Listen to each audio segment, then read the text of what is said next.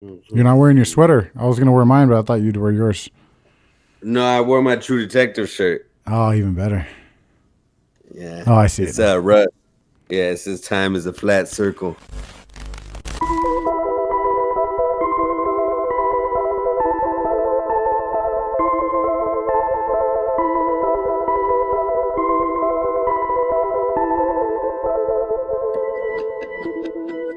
Hello, everybody. I'm Mikey.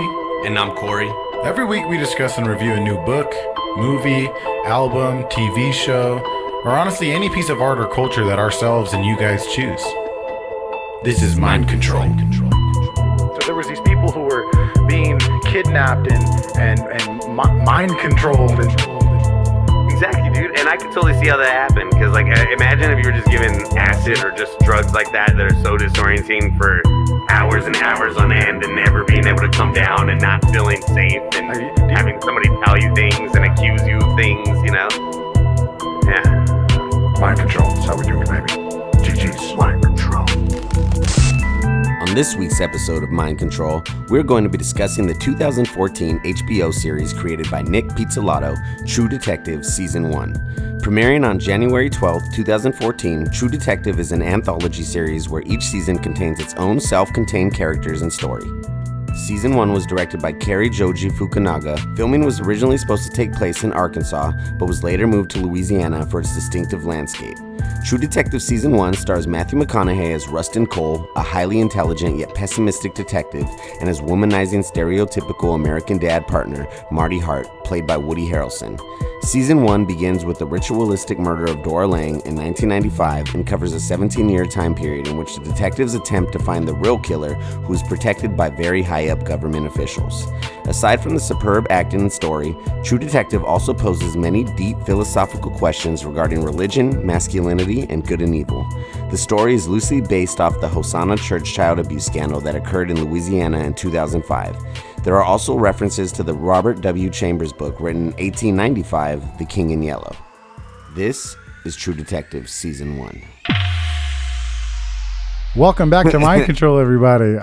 It is me, Mikey. And the universe, Corey. Yes, What's up, everybody? What's up, everyone? I don't know if I want to keep calling myself Audible 484 because who knows what the fuck's going to happen with my YouTube channel. For those who don't know, the reason that this episode is a couple of days late is because YouTube's been attacking me and giving me all these strikes on my account. So we'll see what happens going forward with all that. But either way, today is Mind Control episode number 16, I believe. We're getting up there, 16. Dude. 16. Yeah. I know, dude. I honestly, the last one when I was putting shit up on the Instagram, I was like, wait. After I put it, I was like, no, I can't be 15. I was like, I must be wrong. And I was like, no, but Mikey wrote that. And then I looked back and I was like, oh shit, 15 already? I was like, damn, now 16. Yeah, it's funny. I was excited to do this one, too. Yeah. It's funny because I like, just real quick to add, it's like I realize like a lot of podcasts talk about how like they don't even get their footing until like their 100th episode or something like that. It's like they don't even know what the fuck the podcast is until that. So it's like, and a lot of podcasts are hundreds and hundreds of episodes in already. So we're still babies, kind of, which is good. Nah, I feel like we got both feet and we jumping, bro. Already, we'll get in there. We're running and jumping. But I mean, I was thinking about this because I was gonna ask you what you thought of the show, but I'm gonna try to steer more towards. I don't know. I was thinking about this, steering more towards not. I guess like critiquing things, so this doesn't be a critique and just more talking about parts of things that I like. And if I don't, because I don't know, I was thinking about Enter the Void, and like a lot of it I don't talk shit because I like it, but a lot of it I feel like I'm critiquing it, and it almost comes off criticky, and I don't want it to be like I'm a critic, like, you know, like I like the you know, because I feel like Soul and Green Lights, we get more into a discussion on it, which I like more than if I liked it versus I didn't like it, because that doesn't really matter, you know. Well, I think like the idea. Yeah, I mean, I guess it does. That's why we talk about it in the beginning. I think we kind of get we like, how did you like it? You know, a little, just a kind of like a quick brief summary, kind of what we thought. But there are times where I noticed that we've both like kind of got into like a critique kind of way of speaking about certain things, like how I was with Kid Cudi or whatever the fuck, you know.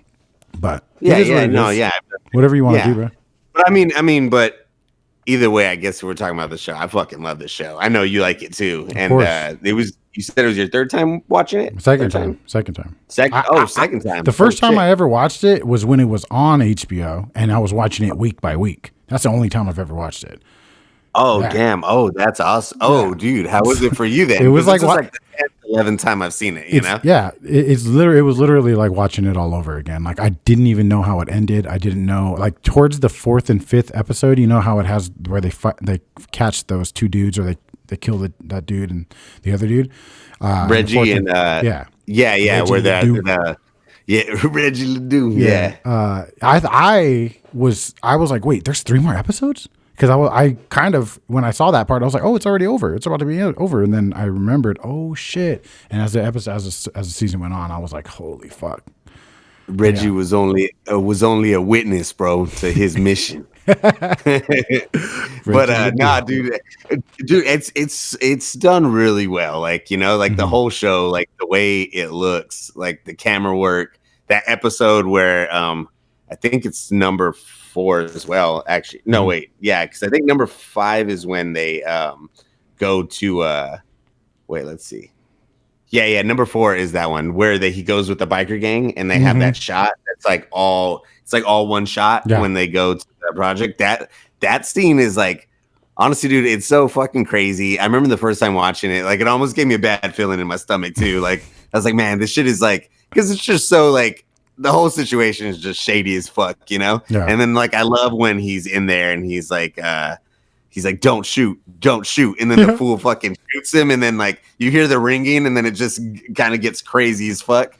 And it's just like such a well done scene. I don't know, it's amazing. Especially for a TV show, I feel like it's like, whoa. It was I remember that when I watched that episode, when it first came out, I rewatched it like 3 times. Like a few different episodes of this show I've watched multiple times, but just like that episode, you know how like back in the day, this is interesting. Like I started remembering what it was like when shows came out every week, and there was like breaks, like we're taking 2 weeks off, we'll be back in next month, and it was like there was a different way of experiencing a show, and it was like, and I think that this show kind of, in my opinion, works better when you watch it. You give time between episodes. Maybe for you it's different because you know it better, but I felt like, because I tried to like watch it like first few episodes after another, and I felt like I was able to grasp the concept or the plot better when I took my time with it, I guess. But go ahead. No, go ahead. Keep going. I was just saying that, like, it was just interesting to remember, like, what it was like to watch a show week by week and the differences of how shows are released now. And I forgot that shows were released once a week when they were just on TV. Like, it does feel like a different time. Yeah, it feels like a different time period, you know? It's weird. Like a thing of the past, you know? Yeah, I think there was something on Hulu recently, and me and Frankie were going to start it, and there's only 1 episode, and I was like, what do you mean? She's like, oh, it comes out every week. And I was like, what do you mean? Like, that's weird. It's a Hulu show and it comes out every week, you know? But yeah, no. But I feel what you're saying though about what you were saying earlier. Like the first couple times I watched it, I felt like that too. Like you do need time to like digest every episode. But now that I've seen it so much and I already kind of know, I could watch it. I could fucking binge watch this show in a day, you know? Yeah. And I actually did do it once. I think we were like hungover and I just put it on in the morning and just watched it all. But no, I agree though. Like the first like couple times, because especially like a lot of the things Russ says and like it just all just, you know, it all feels like a big puzzle. Yeah, for sure. You know, and it's cool. Yeah, and it all kind of relates, like loosely relates with everything. It's yeah. What were you gonna say? I don't want to interrupt you like that commenter said on the last 2 episodes. You know, I don't want to interrupt too much. Like I got called out on. So whoever, just real quick, somebody commented and said that I was interrupting during the Soul episode, and I kept fucking just going And it's like, whoever that was, you can suck my dick, okay? But keep watching. I appreciate your input. Anyways. I appreciate you. No, I fucking love the show, dude. I think Matthew McConaughey's performance would literally probably top 5 performances of an actor of all time. Like his facial expressions, his eyes. There's something in my mouth. The way he moves his mouth, the way the fucking talks, the way even his costume design, everything about Matthew McConaughey in this show is I feel like even his like even the weight he's at goes like with the character. You know how like thin he is, but still like in shape, but super fucking thin. Like very like his apartment, like very bare bones. Like he's just getting by on what he needs, and that's it. You know, for sure. Like and just like fucking But dude, I agree. Like that he's amazing in this. And I don't know if you read at all about how he was originally supposed to be Marty. Yeah, I heard about. And then I think they talk about it in Green Lights he too. Said it and then he wanted to be Rust, and then they got Woody Harrelson. And dude, honestly, I know like the first couple times I watched it, like I obviously love Rust, and I think like that's like obviously one of the best parts of the show. Yeah. But dude, the more I watch it, the more I feel like Marty is just one of my favorite fucking characters ever. Just because like like. He's just kind of a dumb, like typical dude, like he's just like dumb, does dumb shit, but like he's a good person at heart. Like I love when you text me that, because that's one of my favorite parts is when he fucking shoots him and then he's like, "Good to see you commit to something." Like I love that. Like I love all the little side remarks that he would say to like Marty. It's just so funny. It's a weird, a weird dynamic. Their relationship is because they don't really get along or even like each other, but they're good friends, and it's weird. It's a super weird dynamic how and the growth of their friendship or whatever as it goes, and even as it's used for the plot is wild. Like the way that the wife uses Russ to get at Marty because he's cheating is such a weird, like fucking weird way to use, like, I don't know, as a plot, as writing, I guess. It's something that you don't really see. Like to progress a plot, you do this wild fucking move with these characters. It was just really, really interesting and original to use that as like a plot point, I guess. And it obviously fucking made me want to throw up. Especially in a show like this that's like all centered around this crime. And this whole other plot. I mean, that was like a big part of like Marty's whole thing was this whole his fucking problems with his life, like Russ, like work.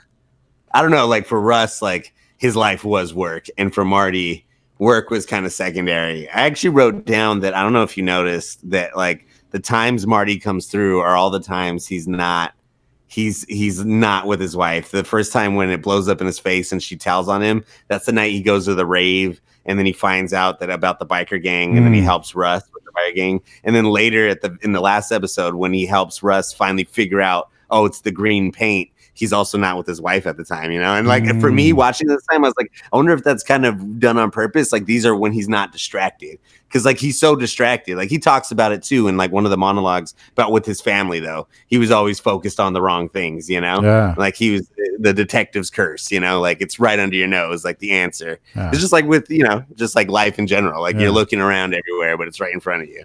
Totally, dude. And that's what that's kind of like a lot of what the show is kind of about. It's like this battle of light and darkness that kind of only exists in our minds in a way. That's kind of what I got from the show, is that it is a classic tale of good versus evil.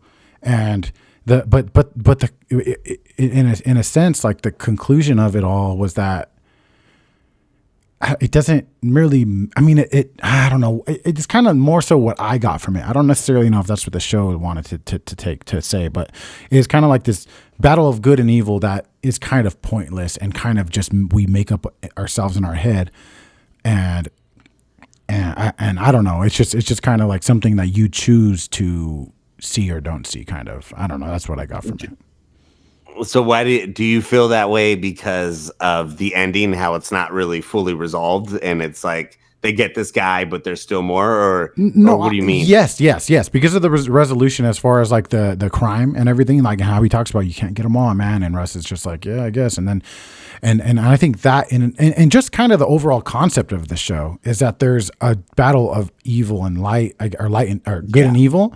And that it, maybe not that necessarily that it's pointless, but that it's more than us. It's more than what we're able to conceive, I guess, and the overall questioning of it, maybe, and the overall understanding that it's more than what meets the eye, I guess, is kind of what I took from the show. I think the resolution of the show was basically going from optimism to, from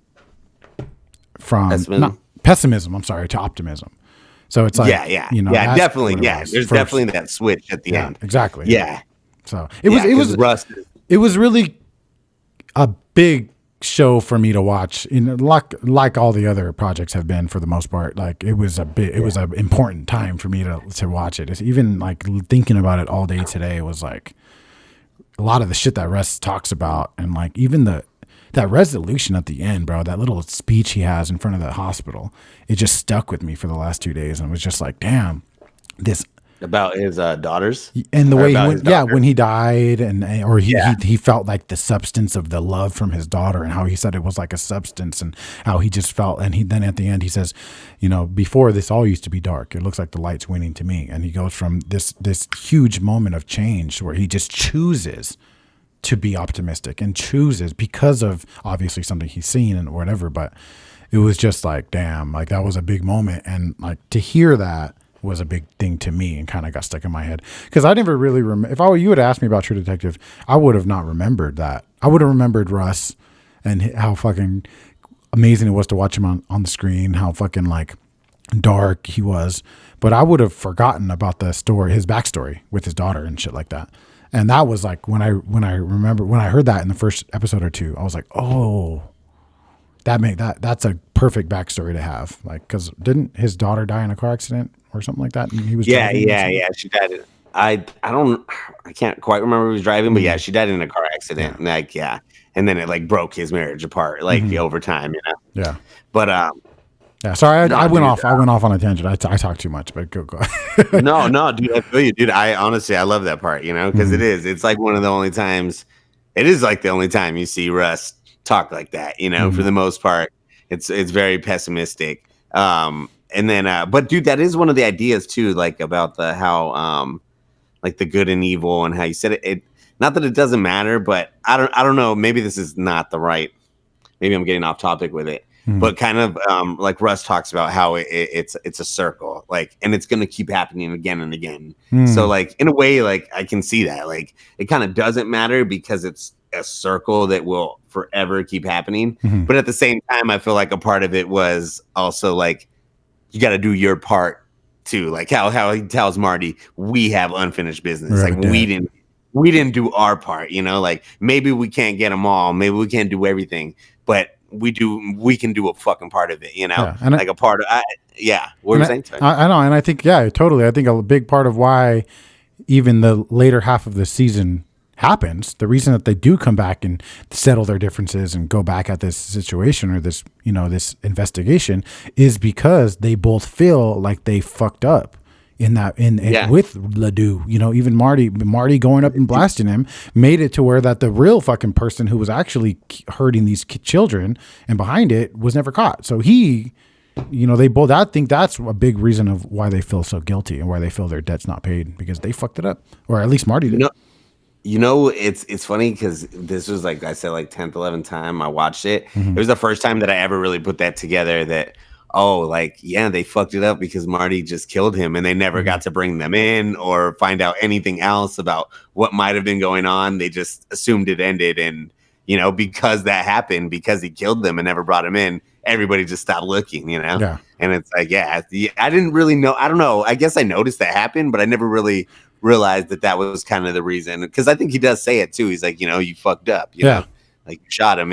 So but there's just to add to that real quick, I before I lose a thought, there's this book I've been reading. I read like the first few chapters of today by Mark Manson. He wrote The Subtle Art of Not Giving a Fuck. He has a book he did after that called Everything is Fucked, and he talks about in one of the chapters how there's a thinking brain and a feeling brain, and a feeling brain. And the thinking brain, we all have one, and the thinking brain is kind of the logical one who says, hey, you shouldn't do that because that's unhealthy for you. But then your feeling brain is like, fuck that, it feels good when I do that. And it's kind of constantly in our own minds, we're battling back and forth between our thinking brain and our feeling brain.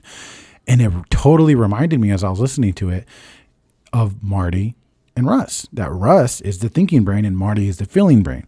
And even though Russ is like, look, we got to do this, we're going to do this, and he's always thinking about everything, Marty comes in and he yells at his mistress boyfriend if she sucked his dick, like he has a right to do that. He's all feelings, and Russ is all logic.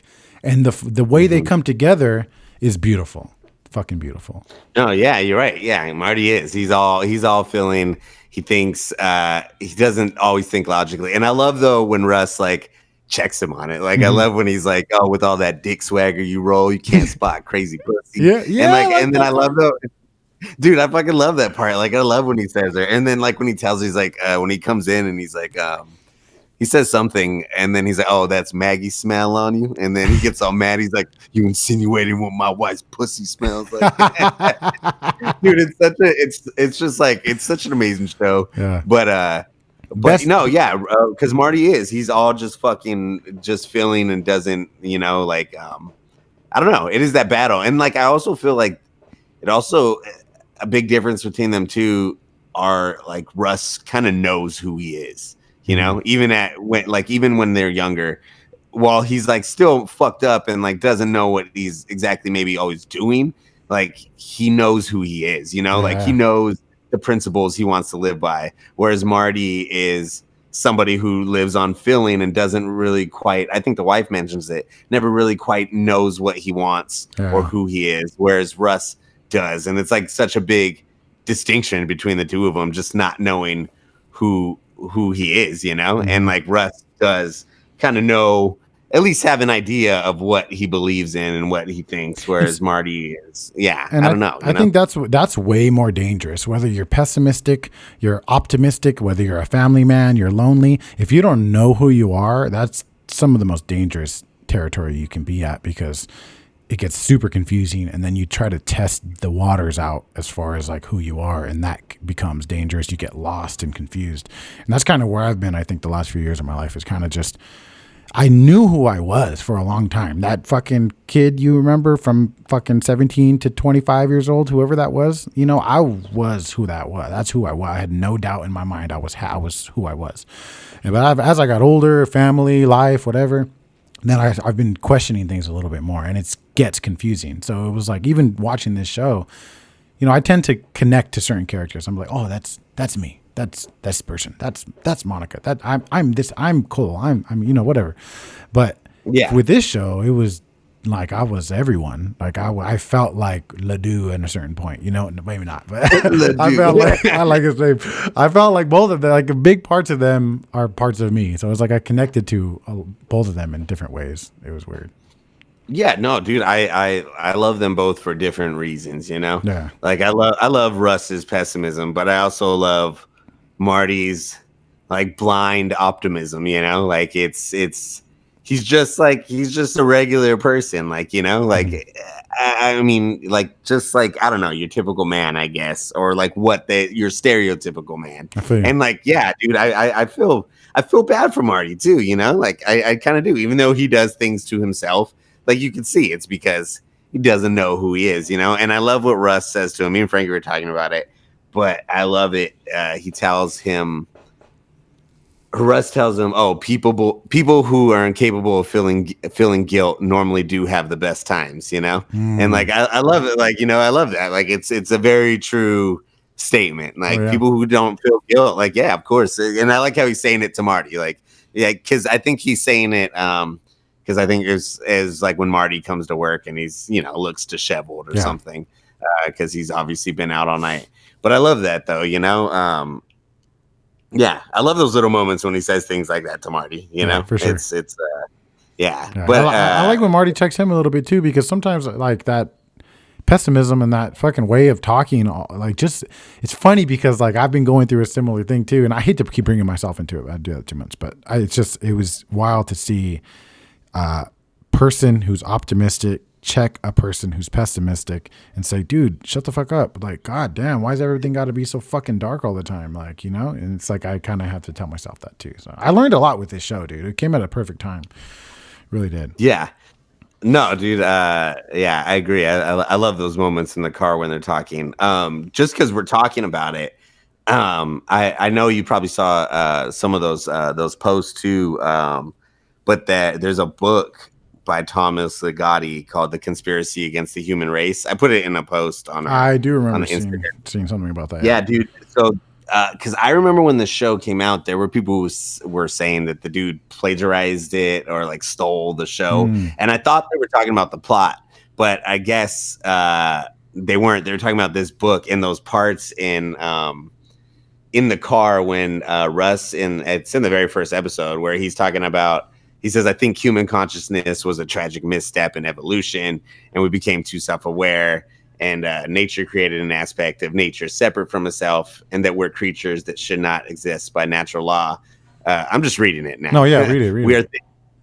We are things that labor under the illusion of having a self, a secretion of sensory experience and feeling, programmed with total assurance that we are somebody when in fact everybody's nobody. I think the honorable thing for our species to do is deny our programming, stop reproducing, and walk hand in hand into extinction.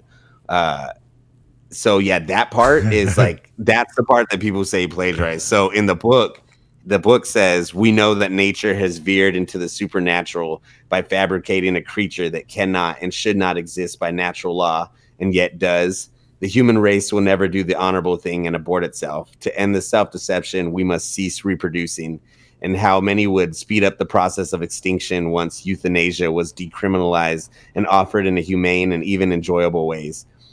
Human existence is a tragedy that need not have been were it not for the intervention in our lives of a single calamitous event, the evolution of consciousness, the parent of all horrors.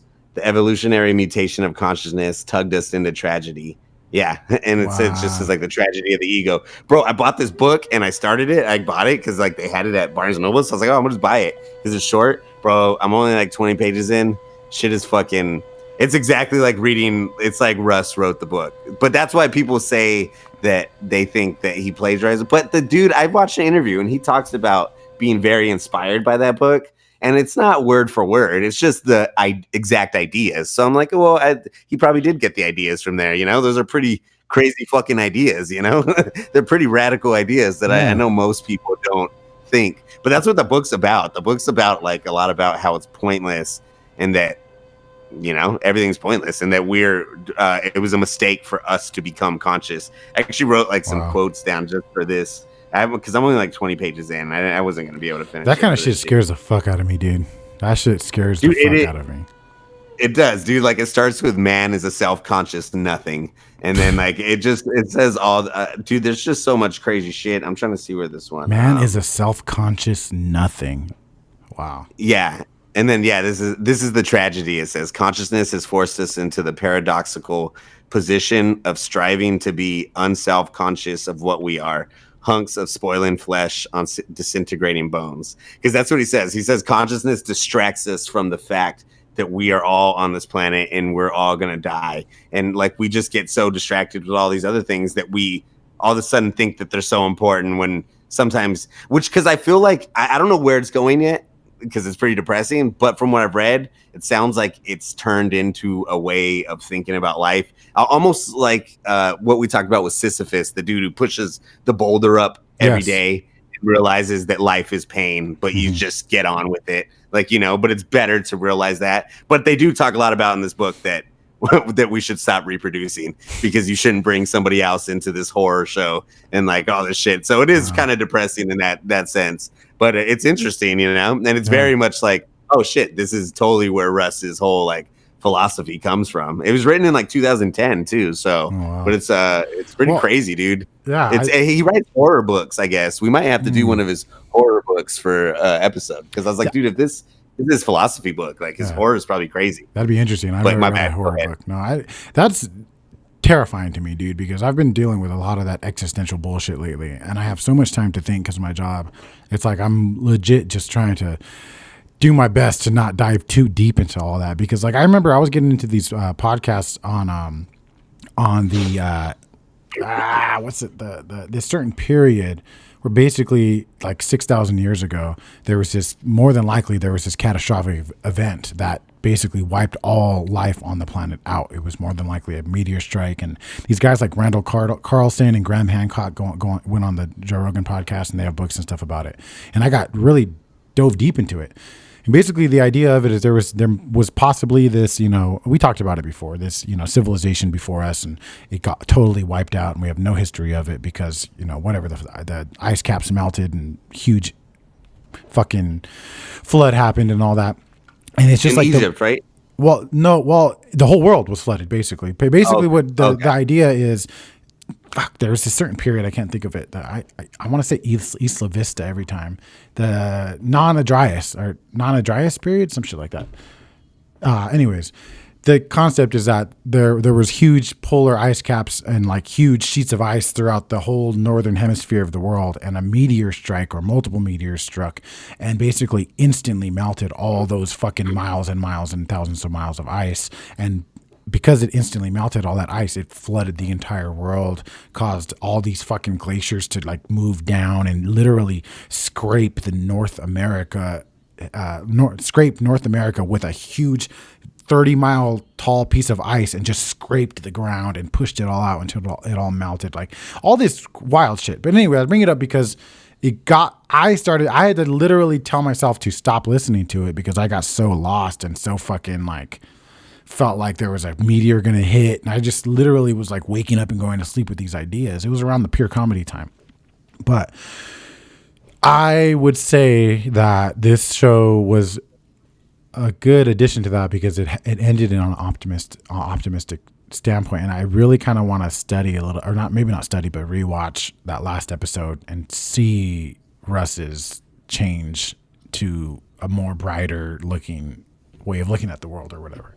So it was better. Yeah. It was better than fucking like pure comedy or these podcasts because in a sense it ended on like a positive note and like a hopeful note. It gave you some sort of hope there, you know.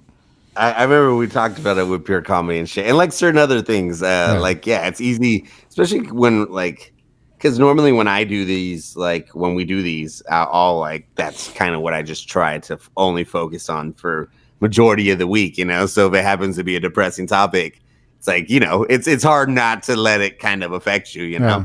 But, you know, reading this book, I wanted to read it because, like, I think the idea is interesting that Russ said. And I'm not going to lie, when the show came on, I remember thinking, like, his ideas were super interesting. And I was like, that makes a lot of sense of people. But I also read, and we've talked about him, and I said we should do a book one day by him, Alan Watts. Yeah. Because that dude, Red, gave me a book.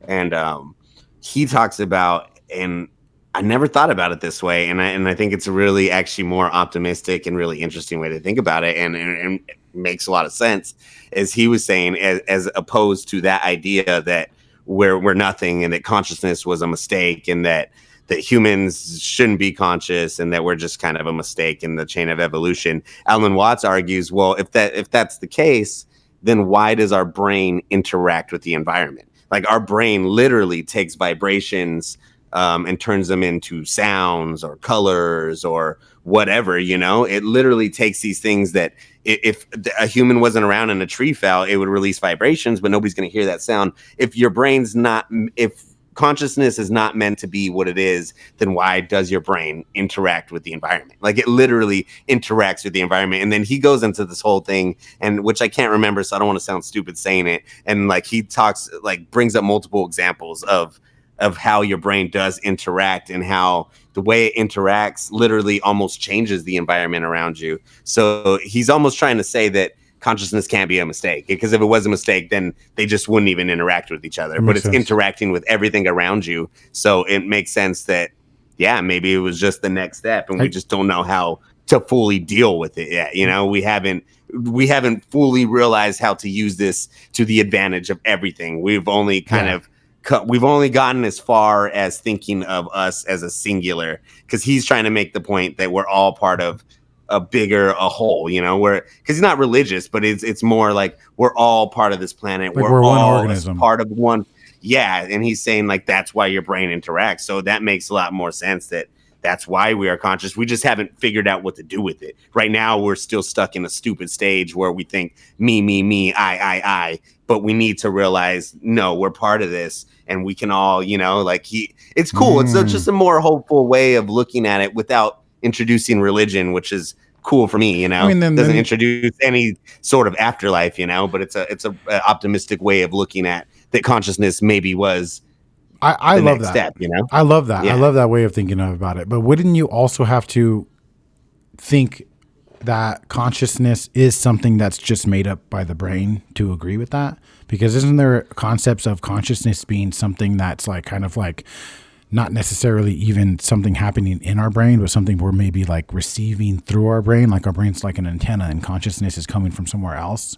Like that's kind of like, I mean, yeah, I see what you're saying. Like maybe I'm getting this shit. I don't even understand. Coming. No. Are you saying like consciousness comes from the brain and it's just telling itself? As if consciousness is like the idea of what consciousness is.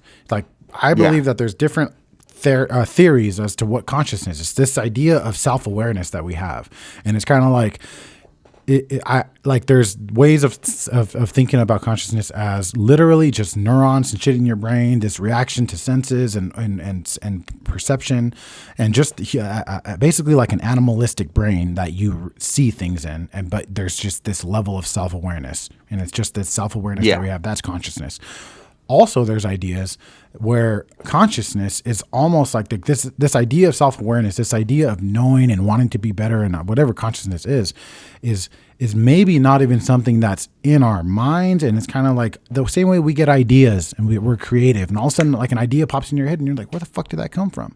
It almost is. There's a theory that maybe I'm understanding wrong, but like that consciousness is something divine and given from an external source, and we're merely just the antenna of it, and receiving it, and receiving the consciousness, and kind of like, you know, the computer whilst inputting the internet into that computer. Does that make sense? No. I get what you're saying. Yeah, like consciousness is like almost like consciousness exists in the environment around you, and we're just. Yes. Or something more complicated than that. I don't know. It's almost like, I feel like that's almost similar to that idea that, you know, everything around us is interacting with us, which is giving us that consciousness or that idea. But I mean, also like the first thing you were saying about how like maybe the consciousness just resides in our brain and our own selves, you know, it's the awareness of self. Like, I feel like that's more what that Thomas Sagati guy is saying, is that that's the whole thing. Yeah, that is exactly what consciousness is. It's just the awareness of yourself.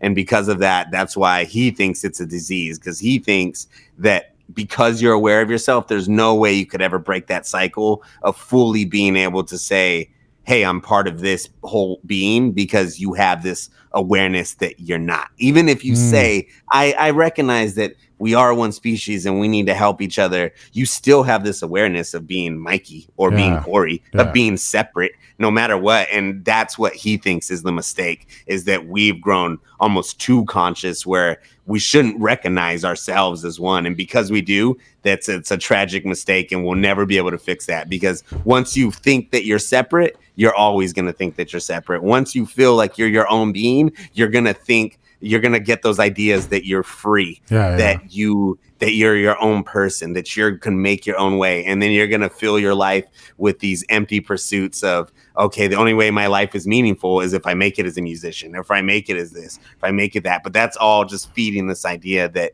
you are separate from everything else when you're not separate.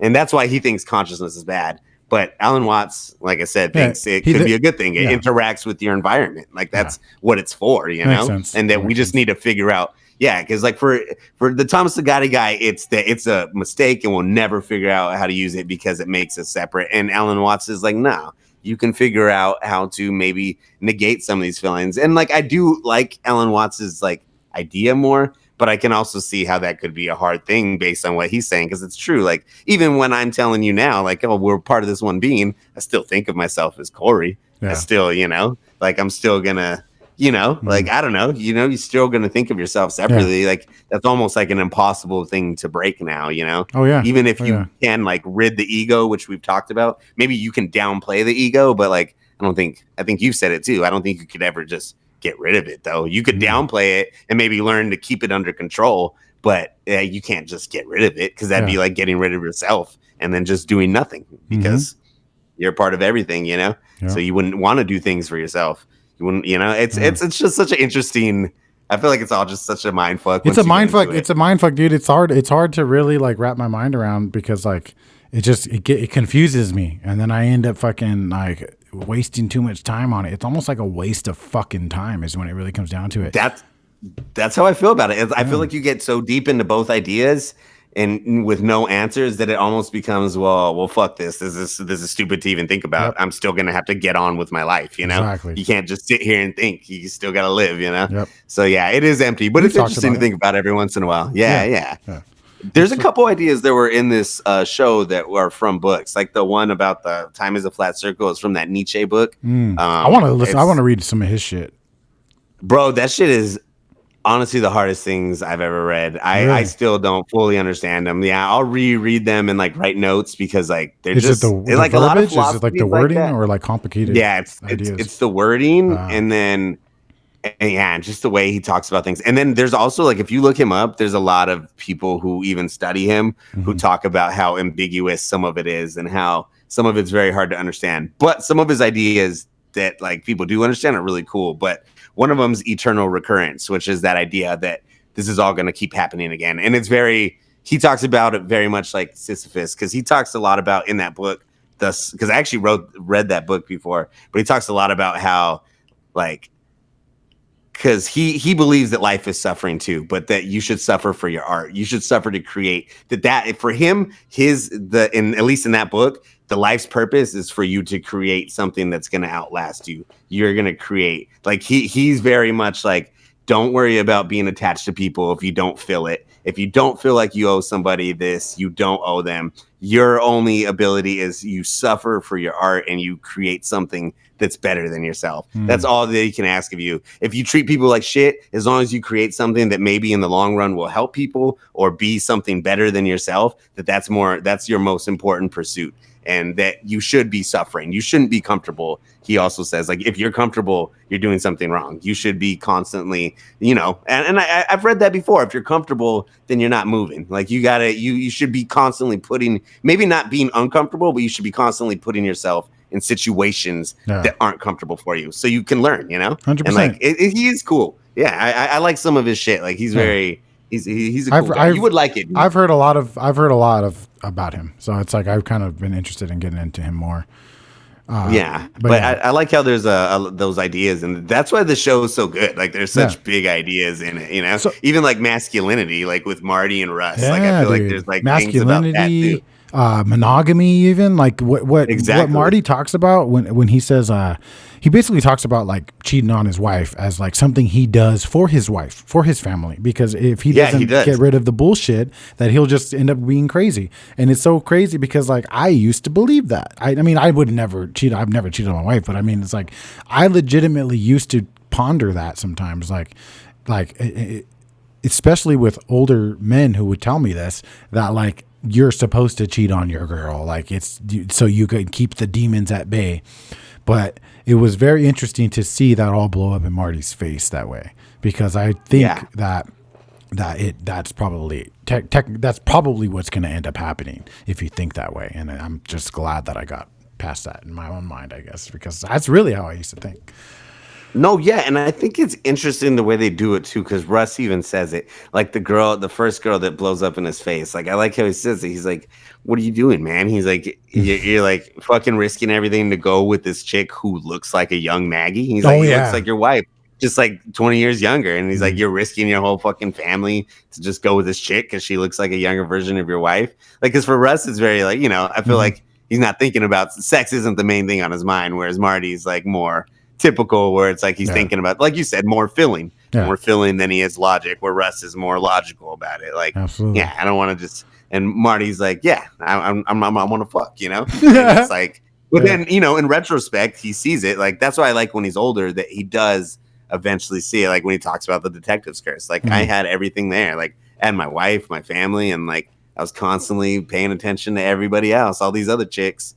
And it's like I had everything right in front of me. Yeah. But it's just such a good show, dude. I'd love Marty. That's why, because he learns his lesson before, and then Russ learns his in the very end, after almost dying. Yeah. Which that whole end where they're in Carcosa is, I think it's amazing. Dude. So okay, that's one thing I definitely want you to explain. So, the Yellow King is so Carcosa is the place where they were at the end. Carcosa is where they were at the end, which is like a maze. Because in that book, the King in Yellow, they don't ever, Okay, so The King in Yellow is it was like a series of short stories, like almost like horror stories in a way, but they all centered around like it wasn't about it, but in each story they mentioned this play called The King in Yellow. And supposedly if you read the play, you go crazy. So there's a couple people in the book who go crazy from it, but there's little before each story, there's like little excerpts that would have been in the play if it was real, but there obviously is no play, but it's just part of adds to the book. But the first one talks about like the Black Star rising over Carcosa, and they talk about Carcosa as this like almost like maze type of land, and like the Yellow King is this man in a mask which is very kind of similar to what they talk a lot about in the show. He's just like he almost feels like he's almost not human. He's wearing this. He's like, I don't know, I don't know if I'm explaining that. So right. no, I mean, either way, it's just loosely like it's not even based off of that book. I think he just got the idea of the Yellow King and Carcosa and like some of the things that were said in there pertain to the book. Because in the book, the King in Yellow almost like a god like type deity, but obviously like a devil more who comes for people, and he almost like eats their like almost like what I got is like almost like eating their souls, in a way, which is kind of what he talks about, remember that girl they go to see in the last episode where she's like oh, Carcosa? Oh yeah. And then she's like the eater of time, or she says him is the eater of time, and like there's like little things in the book that are mentioned in that, but they're not like fully related. So, but that's where he got the idea of the Yellow King and all of that. So the Yellow King, Carcosa, was and is basically. I'm mostly speaking about like in the show, like how did it? What is the origins of it inside of the show? I guess like I don't know if I truly understood it all. Like, was it just like some ancient like cult ritual that was passed on through families and then like involved these 3 or 4 people? Like, I don't know how the Yellow King exactly ties into the show, but yeah, like the Yellow King in theory is supposed to be what's his name? Sam Childress, I think. Yeah, or Childress. Errol Childress. Amazing actor. That was another amazing performance. Holy shit. Bro, he's scary as fuck. It was too, so uncomfortable, bro. The way his voice changed and his in like and when he's like, tell me about grandpa.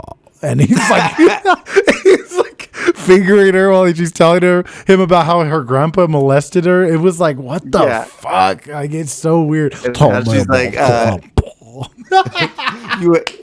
dude, that whole part is so creepy when she's like, you haven't made flowers on me.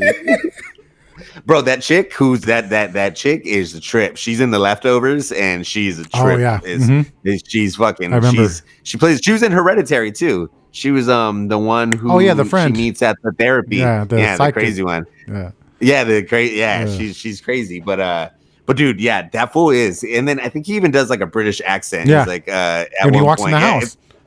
It's scary as fuck, dude. He's creepy. And then at the end when he changes his voice again too, and he's like talking to Russ and he's like, come die with me, little priest. Bruh. And he talks about Reggie and he talks about having sex with Reggie and him too. Oh yeah. He says something. Let me see. I'm pretty sure I wrote it down. He says maybe I didn't write it down, but he says something about Reggie and he says how they were witnesses to his journey, and then he says something else about he says something about having like sex with them in a way, like that he slept with all his children almost. Like he was saying something like, I forget what he says. He says a lot of crazy shit in that part when he's in Carcosa. But dude, so have you seen the video for All Night Long by Beyonce? Maybe it's in Carcosa. That's where they filmed it. What? I remember it was in Lemonade in the HBO when they did that Lemonade whole video for the I've album. Seen that a lot. Yeah, I remember when we watched it. I remember I told Frankie I was a long time ago. I was like, dude, isn't this from True Detective? And we were like, nah. But then I looked it up and we were doing the podcast, and it's the same area. It's called I wrote it down actually. It's called Carcosa's a place, like a real place. No, Carcosa. Well, that's what they call. Yeah, it's just that set. But it's called Fort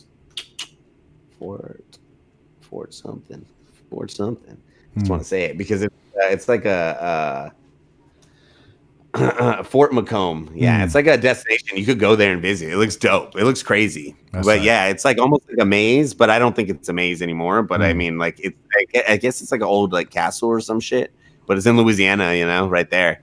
So let me ask you this. There's this thing that I saw. That basic, and I'll bring up bring it up like generally to you and see if you have an idea about the imagery that is of Russ that is somewhat seems to be connected to Jesus Christ.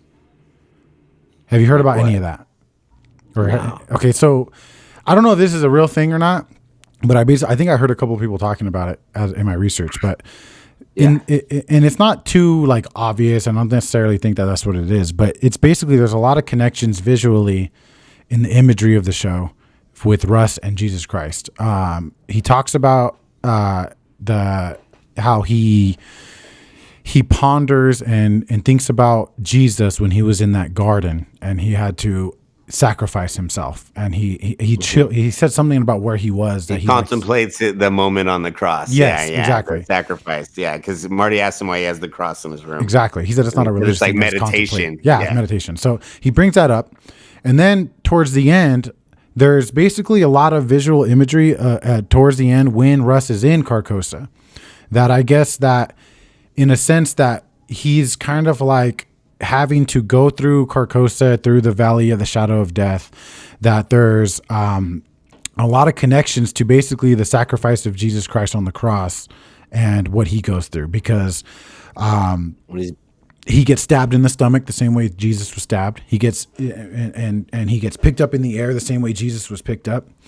And he basically is sacrificing himself and he thinks he's going to die. And there's a lot of connections imagery wise to that. And I guess it all comes really to a head when they have that shot of Russ in the hospital bed in the end, and he looks just like fucking Jesus. His eyes like black and his hair is all the way down, and it looks just like Jesus Christ.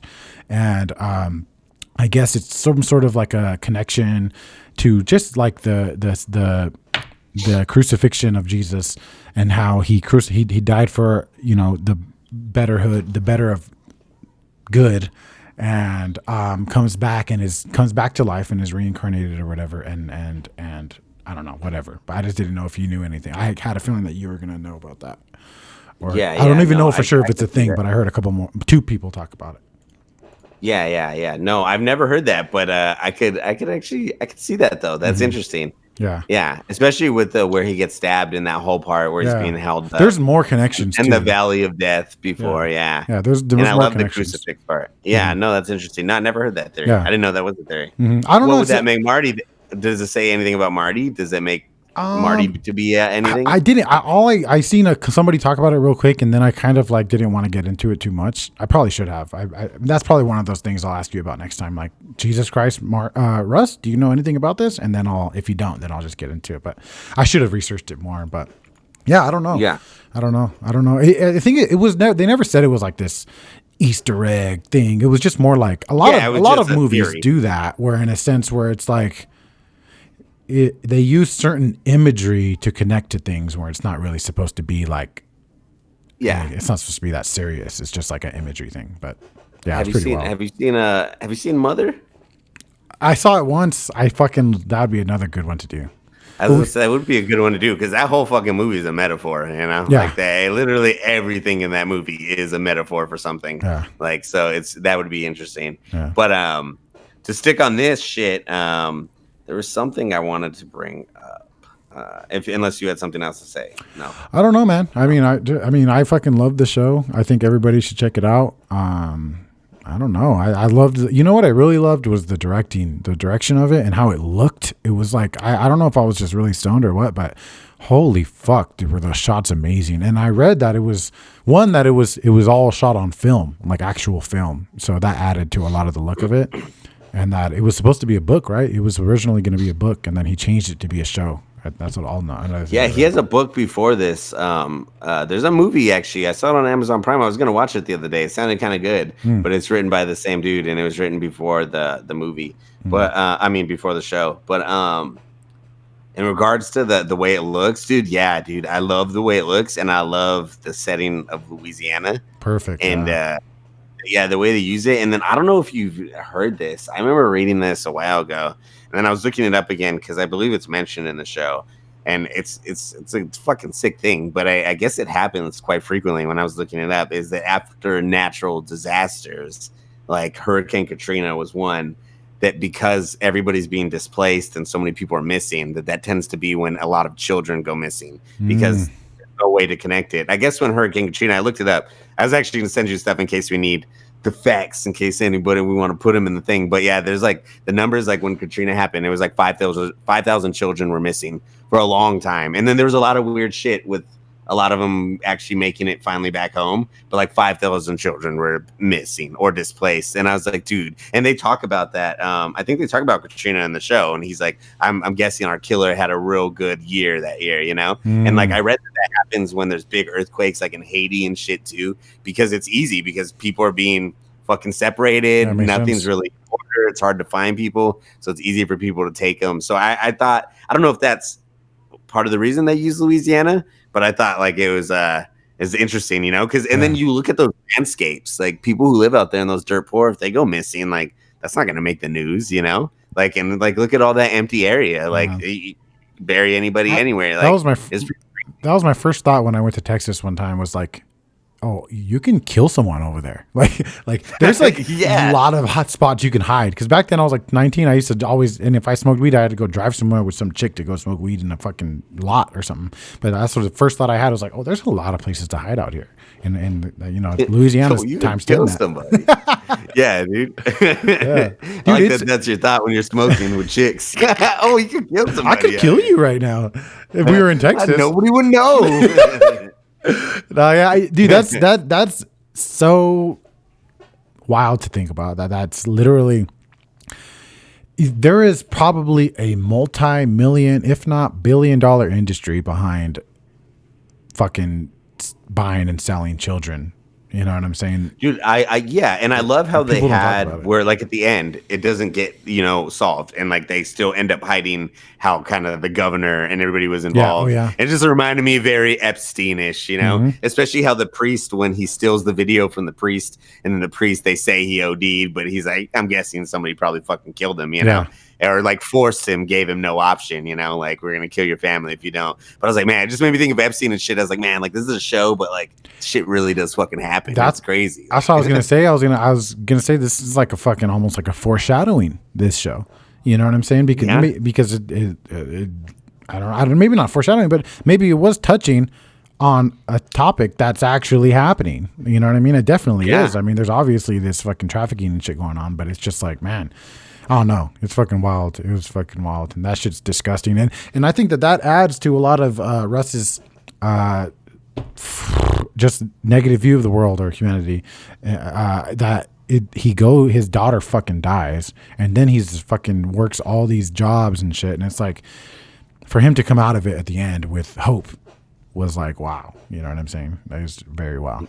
Yeah, it is true with the kids too, because he even tells Maggie at that one part when he's like meets with their, he's like, you know, like Marty told me to give you, he wanted to like say all this stuff because it was right after they broke up. He's like, but I'm gonna save you that. He's like, but he wants to talk to his kid, and he's like, that's the only thing that matters. He's like, that's the only thing that's important in this world is the kids, you know, like because like for Russ it is like if you're an adult, I feel like his point of view is, you're probably a piece of shit already. So the only thing you can do is at least try to help these kids not be a piece of shit like you know, or like, or whatever, you know, what have you. Wow. But, that's a beautiful way of putting it. That's like fucking, it's all about the kids just because all the adults are pieces of shit already. That's true. That's the theory. I'm going with that philosophy, bro. Write a book on that, please. Adults are shit. Fuck the kids. I mean, love the kids, not fuck the kids. We're talking about the crazy shit. I mean, love the kids, not fuck the kids. Dude, Yeah, and then I wanted to talk about this too, since we're on the topic of it. That this was actually, it's not fully based on it, but it's loosely based off. He said it. He had like tweeted an article about it, but it was called Hosanna. It was a Hosanna church. It was in Louisiana. It was in Louisiana, and there was. I guess what happened is it had been going on for a while, and I guess one of the priests or the main priest one day, I guess, just felt really bad and ended up going to the police station and just confessing.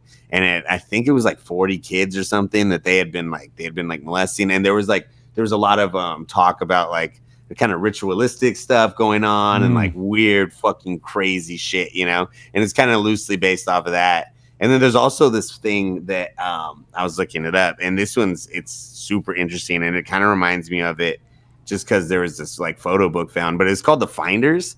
It's really weird. If you look it up, it was hard for me to find it. I read about it a long time ago, and it was hard for me to re-find it, but I found it on Reddit.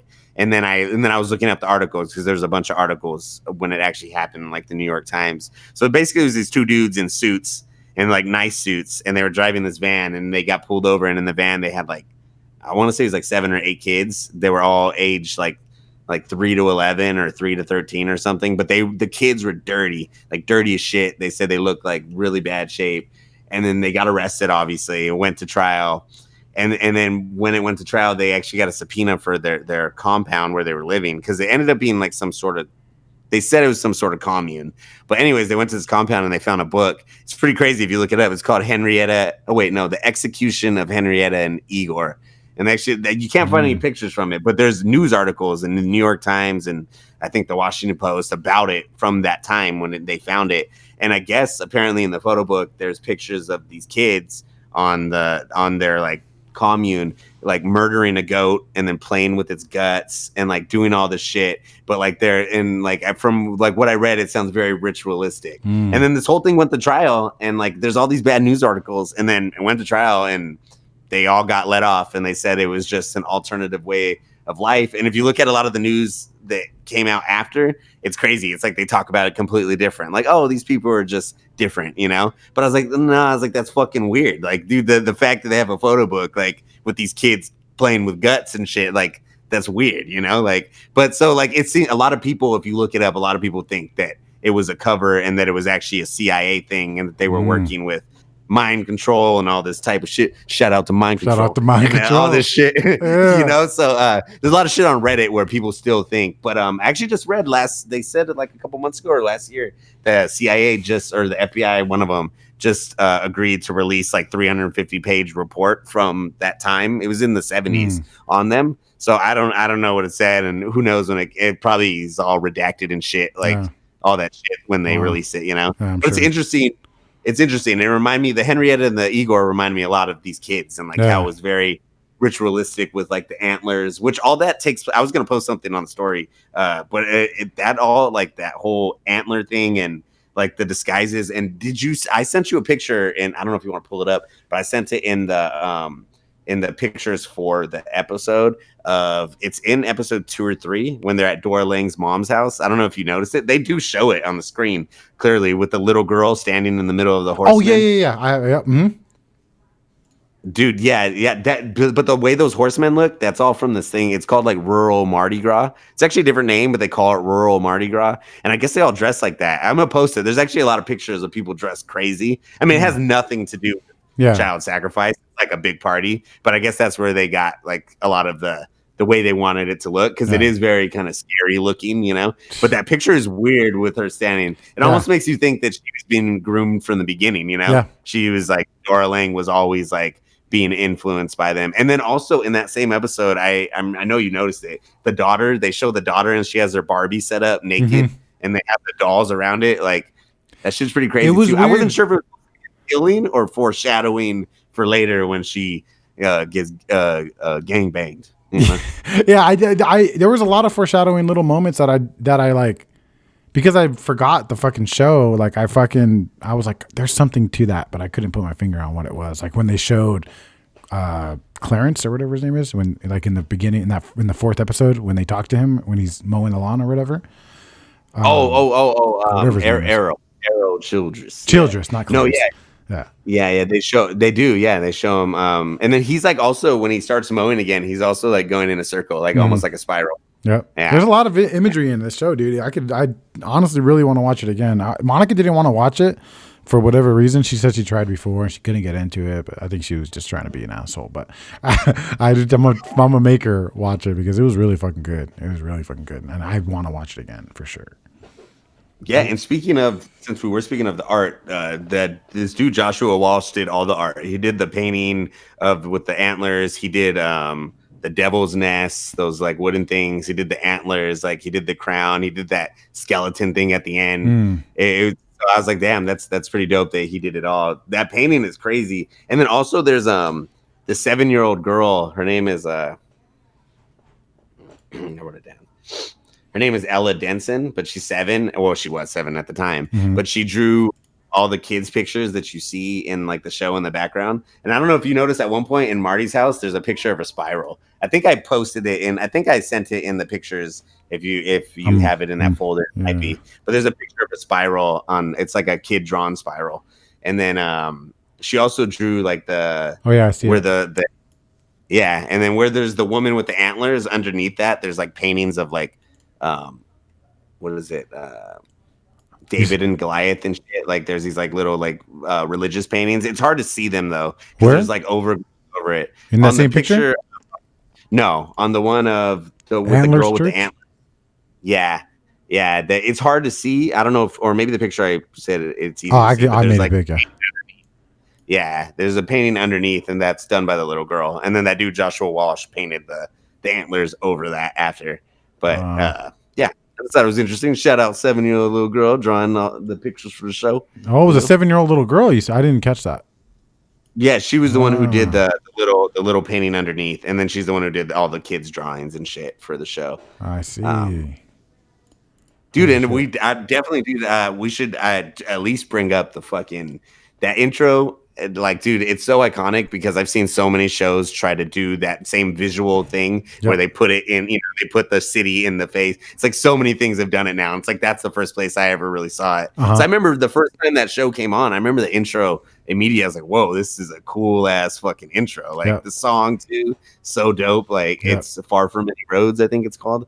So dope. Yeah, I mean, that's one thing I've noticed when watching this show again too. Is like, oh, so many shows have basically try to rip this show off. Like even True Detective itself tried to redo it and they couldn't. Like this season really changed TV, I think, it changed cinematography of TV. This was one of the first fucking shows ever that was like a movie. It really was. Yeah. You know what I mean? Like, no, it is. It's so good. It's like an 8-hour like long in movie. Green. Yeah. No, it's very cinematic. It's very it's like Game of Thrones, obviously, but not like in that time period. It's like a movie. It's very it's so good. But and I remember in Green Lights, I like how Matthew McConaughey said, like, even to this day, he's like, I think it's still my favorite show. Because it's just such a good show, and I feel like it has a lot of things you could watch over. Like, dude, that episode where he goes with the biker gang, I can watch it every time. And when he sniffs the powder too with him, and like when he's like trying to test him, Ginger, and he's like, I want you to hit this, before he like gives him the lowdown on what he wants. I like when Russ sniffs it and you could tell like he's like disoriented a little bit because it's like obviously something else and he's like trying to think straight. But dude, and then when he's like later when they're like smoking meth and shit and he like looks up, he's like, what the fuck was that? And I was like, dude, this shit is like, it looks, I mean, I've never done meth, but that shit looked crazy, I was like, it looked like that trap feeling when it's like 5 a.m. and you haven't like slept, dude, like, his, oh man, his acting terrible. on his drug acting was so legit. Like, especially in those moments, like, his acting, how, it was like, and then also on top of that, Matthew McConaughey acting like Russ, acting like a biker gang dude was like, it was weird, but it was done so well. And then also acting, then going from Matthew acting like Russ, acting like a biker gang guy, to go back to just acting like Russ was another moment when he was like, I'm so done talking to you like a man. And he just and punches him in the backseat. So fucking dope. Bro, I love that part too. I love that part. Dude, There's so many lines in there, dude. Yeah. So many. Man, I like that you brought up a lot of the same ones that I like, dude. Like, especially the little ones. Like, dude, when you sent me, like I said, when you sent me the "good to see you commit to something," and then when you said the "did she suck your dick?" Like, that shit is like so funny, but it's so hard to watch too because he's being such an asshole. And then I like right after though, he's like, just for a little. I like how he stops and he's like, I was never gonna do any of that. He's like, that would make me a crazy man. Like he didn't just burst in there and fuck him up. Like he's so funny, dude. He's the best, dude. Like I honestly, I've thought this for a while though too, because of other movies he's been in. Like I think Woody Harrelson is an amazing actor. You know, it kind of goes under the radar sometimes, but dude, like he's been in some movies and done. Like I don't know if you ever seen Out of the Furnace either. He plays this like hillbilly, like he's like the bad guy, but he's fucking psycho. It's with Christian Bale too. It's pretty fucking crazy. Yeah, but he's just a really good actor. And then, dude, I like Natural Born Killers, even though it's a weird ass movie. Remember we used to watch that shit. I've seen it. I only seen it once. You seen it? No. Yeah, I thought you saw it a couple times with me. Well, maybe I've only seen it probably with you. I've maybe seen it twice at most for sure.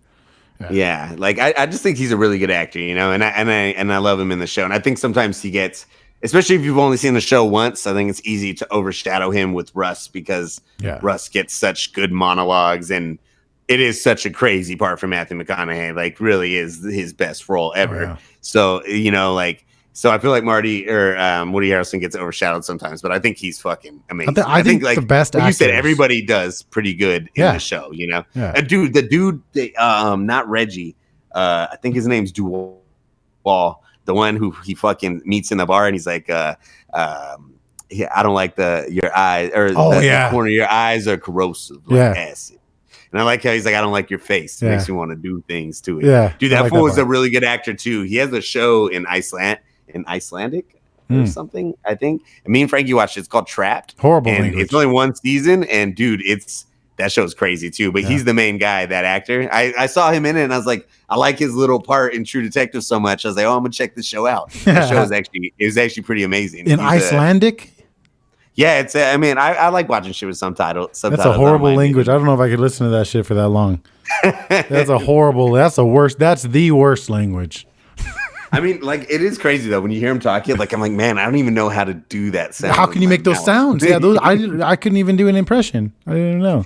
Dude, language is crazy though. That trips me out. How like some people like, like for them, it's probably the same with us. Like, how do you make those noises? Like, it's so weird. It's so weird when you think about like language too, man. It's literally just us opening our mouths and making noises at each other. Yeah, and somehow we understand it. And some word you can get killed for in certain places. You just make a noise with your mouth and they will kill you in certain places. I know, it's crazy. Even with like our fucking society, like if you say the wrong thing, you get canceled. It's like it's literally just a sound coming out of your mouth. Think about this. It's nothing. Maybe be mad at somebody, but you destroy somebody's life. Joe Rogan says words are nothing. It's sound you make with your mouth that perceives meaning. That's all it is. That's all it is. And it's funny. Think about it like this. Like, think about 5 years ago. If you said all lives matter, they'd be like, yeah, of course, all lives matter. But you say that now, even when you can get fired from work, there's people who literally get fired from their jobs because they tweet all lives matter. And it's like, it's just weird. It is what it is. Maybe that's a weird topic, but yeah, it is what it is. Fucking wild. I ain't even gonna touch on that. It's true though. See, that's what I'm saying. No, yeah. I think everything's crazy, dude. I feel like everything got so stupid for like not even going into it, but just like, you know, both the left and the right, like both extremes like became so stupid. It's like, why would you be extreme anything? Like I don't know, like isn't that the first rule of everything? Like everything in moderation. So it's like, shouldn't it be the same with your political beliefs? Like, but everything should be in moderation. It should not be extreme left, you don't agree with me, fuck you. Extreme right, you don't agree with me, fuck you. It's all tribalism. That's stupid. It's just us wanting to be part of our tribe. We just want to be. It's human nature to be us against tribe. Them. Yeah, I know. We all got to be one tribe, bro. True. Us against us. It's really. That's why when the aliens come, ain't nobody gonna give a fuck if you're black, white, brown, yellow. When the aliens come, we're all dead, and we're all gonna be fucking each other till they fucking disintegrate us in our bedrooms. That's what I'm saying. I don't know, bro. Some people, in Jim Carrey's book, some people ascended. Like Kim. Remember? Kim Kardashian went. So maybe if our podcast gets big enough, we might have a chance. Hopefully, man. Jesus Christ, man. It's so funny, dude. I wanted to get Dare Forward tatted on me, and then have like a visual of Kanye crying and like a spaceship above him right next to it. You know, like that scene when he's crying because they won't take him. Like, I want that. I was thinking about that tat. Yeah, dude. I was thinking about that book a lot the other day, and I was like, man, eventually I will reread it again. Sure, because like it was an interesting one. It was fun. Good. You should listen to it because what's his name? Jeff Daniels does it, and he does. Oh, dude. I'll have to check it out, man. I definitely will. Do as far as True Detective goes, you have anything? I think I covered most of the things I wanted. Yeah, I don't know. I really loved it. I love the aspect. I love the dynamic of their friendship and how it was used as a plot point. I love the direction. I love the fucking writing. I love that. I kind of wish that he would have wrote the book and then just turned it into a movie instead of just halfway through the book turning it into a show. I mean, because it was supposed to be a book. I think I read that he was like a little more than halfway done, and then he started realizing it made more sense as a movie, and then they realized it made more sense as a show. So it was supposed to be a book, then a movie, then a show. So it's like I kind of wish there was a book to read, but the show is amazing. So it is. Dude, such a good show. Yeah. No, I still always to this day tell people it's one of my favorite shows for sure. Yeah. And I like that it's one season. I mean, I will say I do not recommend season 2. Oh, really? 3. I was thinking about watching it. I mean, I don't want to talk shit. Like I said, I'm trying to steer clear of critiquing, but season 2 was honestly pretty terrible. Season 3 is actually okay, but I felt like the ending didn't really justify what they were getting at. Number 3 is definitely back on the right track. If you're gonna watch one, watch that. Is Number 2 bad because great of season 1? No, it's completely different, and it's like season 2 though. They have great actors in it, but it's like. It's almost like I don't know, but I actually read when we were doing this episode that because when season 2 did come out, like people were talking a lot of shit. Mm-hmm. I guess the dude from HBO, one of the people who like were setting the show up, I guess they rushed Nick Pizzolatto, who's the writer. They rushed him on the second season, and I guess after the second season came out and got so much hate. That dude from HBO actually ended up coming out and apologizing, and then he stepped down later that year. But he ended up apologizing, and he said that it was his fault because I guess Nick had asked and said, "I'm not ready." But he's like, "No, we need it," because season 1 was so successful that they were trying to get it out quick, and he told them that he wasn't ready. And you can tell season 2 is like it's like boring. It's like halfway through, you're like, "What's going on?" It's just like it could have been good because of all the actors, but it's just weird. Season 3 is definitely back. Season 3 is worth watching. Right. I wouldn't say it's terrible, but season 2, I wouldn't watch it. And then they obviously apologize for it, which I feel like is not HBO. Something people at HBO normally do, Yeah. So I was like, damn, he must have fucked up. Like he must have really rushed him, It sucks that money can get involved in. Go ahead, my bad. Yeah, it's like no. I was saying it just sounded like he really wasn't ready, and he didn't want to do it, and he told them that, but they didn't care. It was like, nah. Yeah, because like it sucks. Yeah, when something becomes big or money, it's like they want it quick, especially in today's age. Like that's what I hate about albums too. It's like, what about take your time with the album? I'd rather an album that's really good that I can listen to for the next year or years from now than something that you put out a month later that I'm going to be bored with in a month. You know who's good at that? TDE. They may be too good. Maybe too good. Yeah, and people hate on them for it. They get so mad that they. It makes me mad too, just especially because you see everybody else releasing so quick. Yeah. But it is cool because every time, like I thought Reason, who was like the last person, that Reason album's fucking dope. It is good. So it's like, I'm excited for what's coming out. I feel like everything they put out is pretty good. Well, I don't know what's up with Zay, my boy Zay, Isaiah Rashad.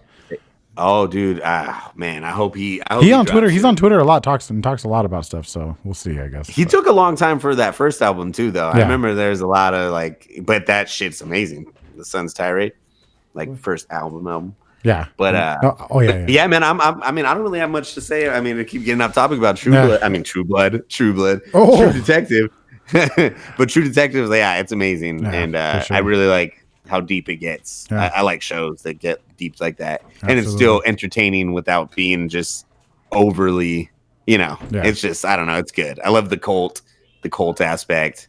I like how it deals with the rich, and it deals with a lot. I love that in every show. It deals with so much. There's a lot of topics, religion, everything, you know. Like I love the part when they go, which we didn't talk about, when they go to the revivalist tent, and he's talking about, and Russ says how like if somebody needs the promise of a good afterlife, and or like if anybody needs hell as a means to be scared to being a good person, then like you're a piece of shit. Like that shouldn't be the reason you're a good person. Yeah. Like I just love the things he says, and I love how Marty's kind of like the fuck's wrong with you, you know? like just talking shit on all these people, you know. Yeah. But it's man, great show. Brother. Glad we did it. Glad. Definitely a good one to do after Green Lights. Yeah, and next week is I Love You, Honey Bear. Yes. Follow John Misty. Absolutely. I'm really excited for that. That's gonna be a good one. Yeah. All right. Yeah, man. So, follow me at the universe. Actually, you know what? Fuck that. Follow the Mind Control Podcast. Absolutely. Mind Control Podcast on Instagram. Yeah, at Mind Control Podcast. On Instagram. And, follow us. Interact with us. Mm-hmm. Tell us what you think about the episode. Get some merch. Get some Mind Control merch. We got shirts and sweaters now. Audible484.com. Or if you're watching on YouTube, it's right beneath the video. Yeah. Have a good one. Smoke some, drink some. Peace. Later.